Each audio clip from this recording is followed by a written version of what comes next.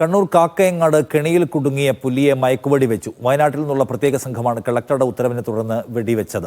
സുനിൽ ഐസക് കൂടുതൽ വിവരങ്ങൾ നൽകാൻ. സുനിൽ, അതിന് നടപടിക്രമങ്ങളൊക്കെ പൂർത്തിയായോ? ഈ പുലി മയങ്ങിയോ?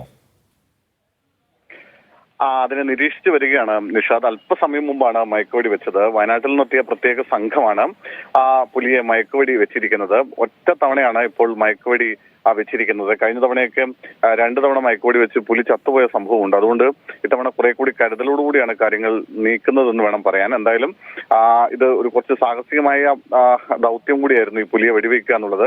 കാരണം ആ പുലി വലിയ വലിപ്പമുള്ള പുലിയാണ്. മാത്രമല്ല ഈ ഇലക്ട്രിക് വയറിലാണ് ഇത് കുടുങ്ങിക്കിടക്കുന്നത്. കേബിളിന്റെ വയറിലാണ് കുടുങ്ങിക്കിടക്കുന്നത്. അതുകൊണ്ട് അത് കാട്ടുപന്നിക്ക് മറ്റോ വെച്ചിട്ടുള്ള കെണിയാണ്. ആ കെണിയിൽ അതിന്റെ കാല് കുടുങ്ങിക്കിടക്കുകയാണ്.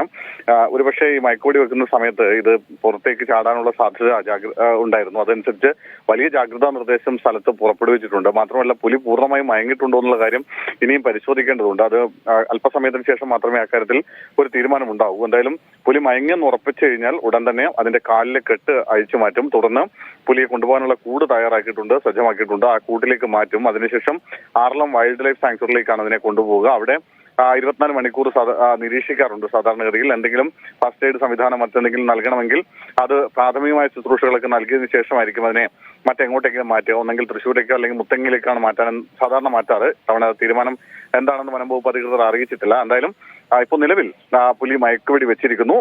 അതിനെ നിരീക്ഷിച്ചു വരികയാണ്. അല്പസമയത്തിനുള്ളിൽ തന്നെ അത് മയങ്ങിയിട്ടുണ്ടെങ്കിൽ ഇത്തരം നടപടികളിലേക്ക് മാറും. എന്തായാലും സുനിൽ ഐസക്കാണ് വിവരങ്ങൾ നൽകിയത് കണ്ണൂരിൽ നിന്ന്.